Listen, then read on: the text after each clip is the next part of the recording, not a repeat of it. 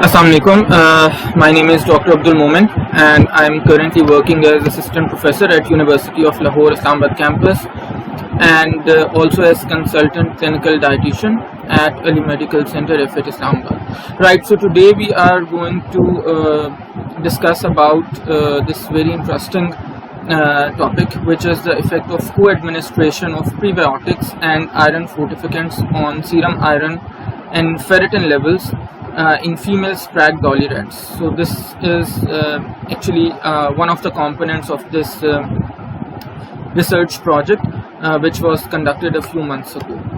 So starting with the introduction, as you know, the current world population is approximately 7.7 billion and it is growing at a rate of 1.4%, and it is projected that the current population of the world would raise to as much as approximately 8 billion by the year 2030.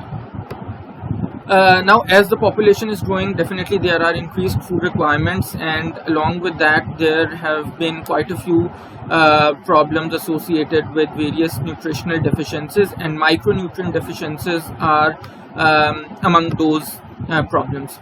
It has been projected that approximately 2 billion people are currently affected by micronutrient deficiencies worldwide, which is definitely a huge number because that translates to almost 1/4 of the world's population. Now, the most common micronutrient deficiencies include those of iron, iodine, zinc, folate, vitamin A, vitamin D, and there are several consequences of micronutrient deficiencies such as poor health status, stunting, mental retardation, decreased learning abilities, reduced capacity to do work, and premature death as well. Anyone can be affected from micronutrient deficiencies, but the most commonly affected age groups include those of infants under 5 children, women of childbearing age, and elderly. Now, iron deficiency is one of the biggest micronutrient deficiencies worldwide, and it causes anemia. Now, anemia is defined as the decreased oxygen carrying capacity of erythrocytes to tissues.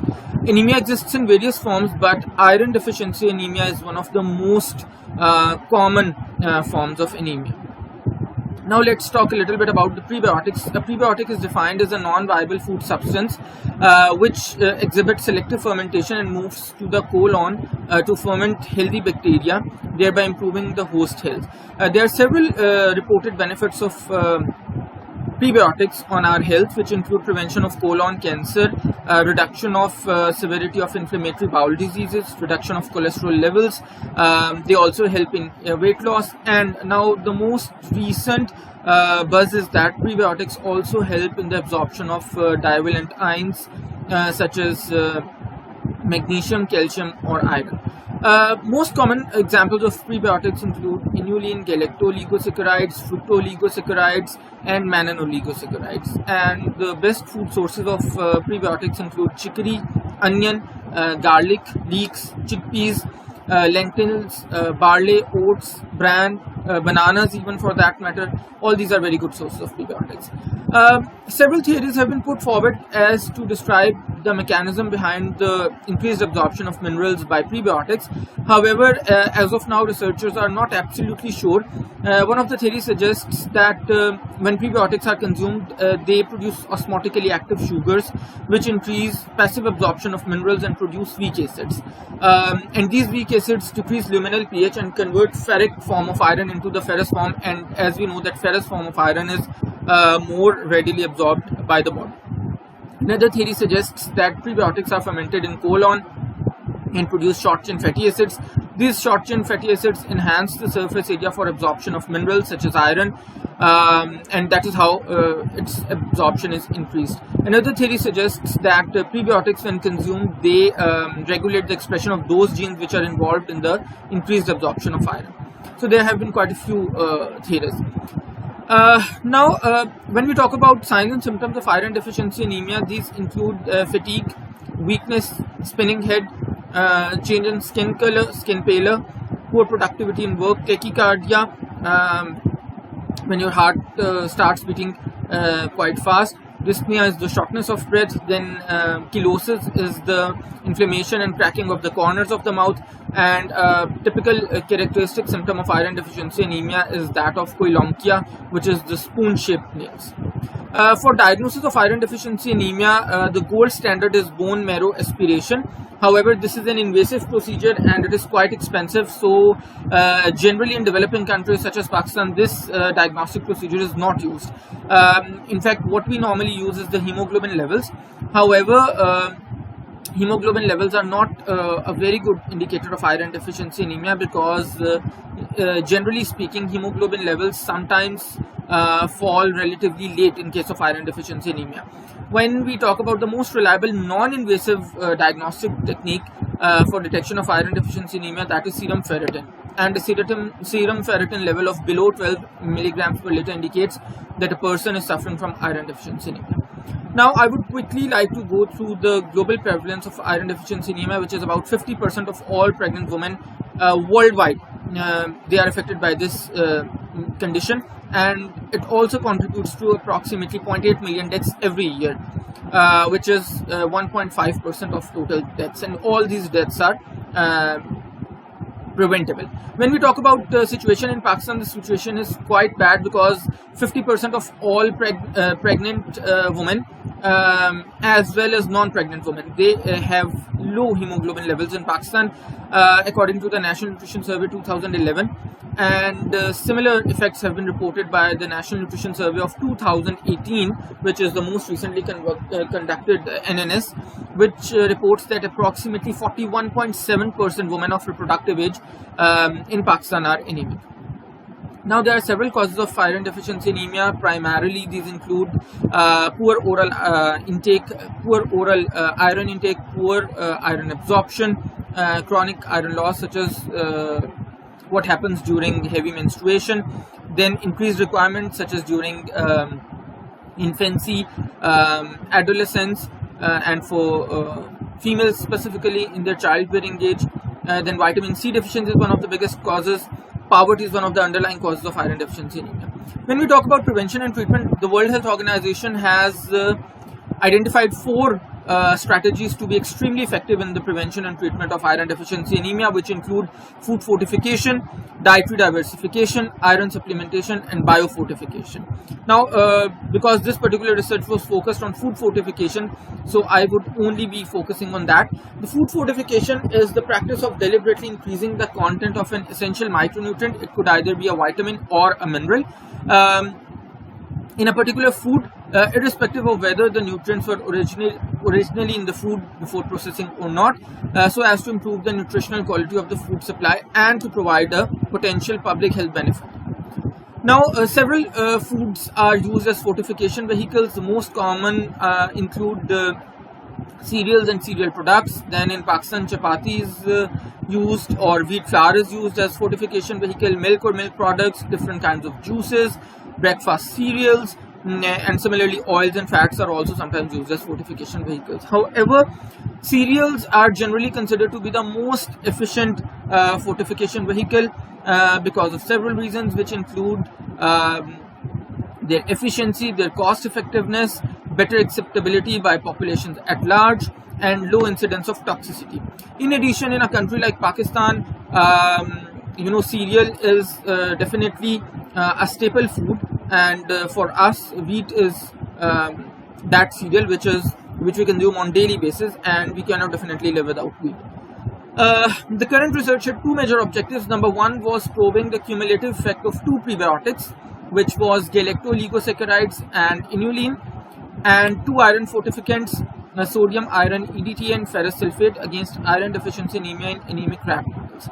And second objective was to determine the effect of iron fortificants and prebiotics on serum iron and serum ferritin levels in female Sprague Dawley rats.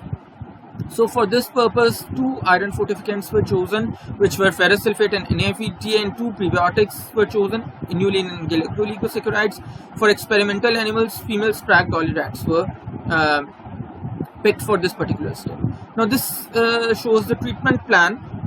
There were 2 control groups. One was the positive control, in which there were no added fortificants or no prebiotics given to healthy rats. The other one was the negative control group, in which no added fortificants or prebiotics were given to anemic rats.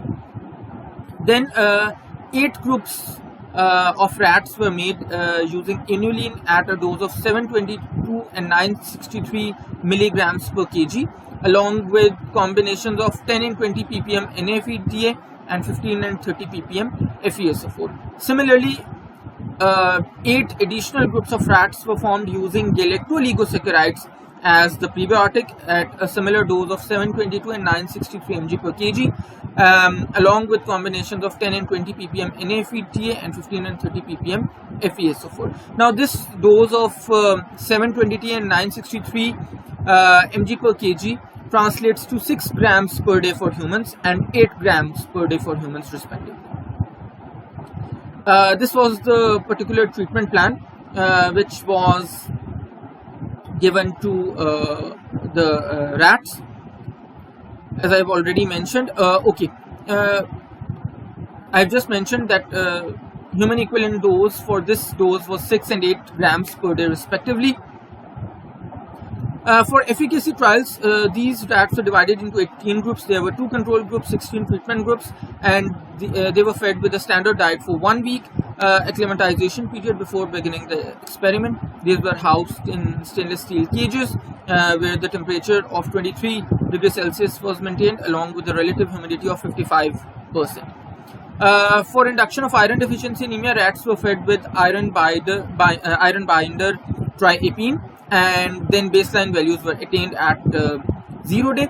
After that, fortified feed, which consisted of basal feed and prebiotics and iron fortificants, that was fed to rats orally on daily basis for the next 12 weeks.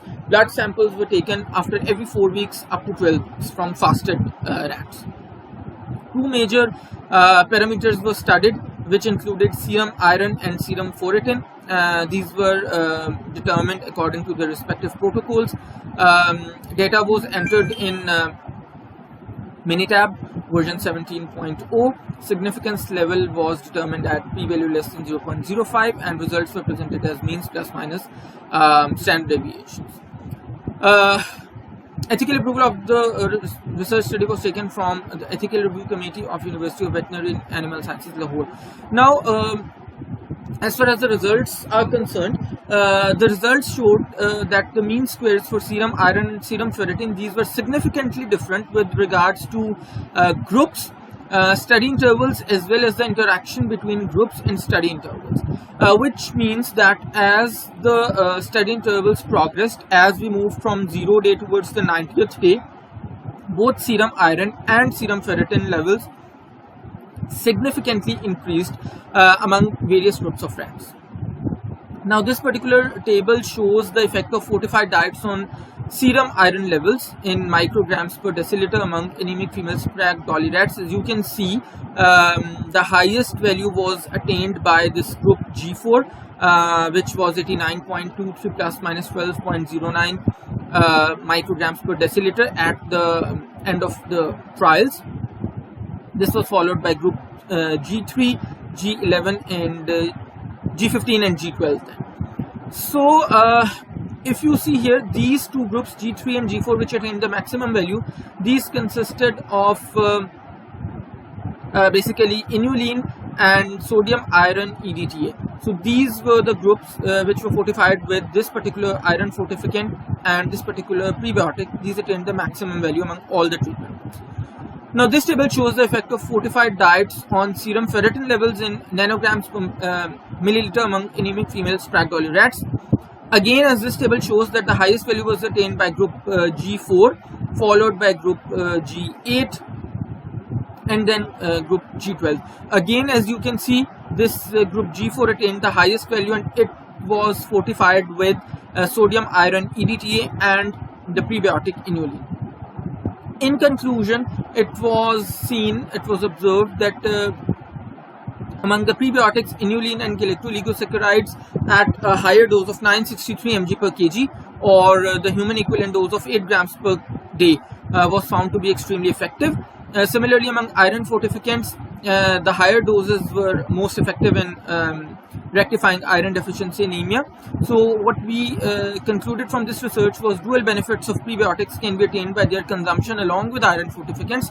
That is, not only they help improve the enhanced they help improve the iron deficiency anemia among the rats, but they also improved their immunity and various other biochemical parameters as well, which are beyond the scope of this particular presentation. As far as recommendations are concerned, so definitely all the stakeholders should be involved to address this problem of iron deficiency anemia in Pakistan, and the government is already making efforts to ask all the wheat flour mills to start fortifying their wheat flour with iron, so it should be made compulsory. And lastly, more focused research studies need to be planned and undertaken, which can effectively treat the problem of iron deficiency anemia in Pakistan. Thank you so much. That is it from my side. These are a few references.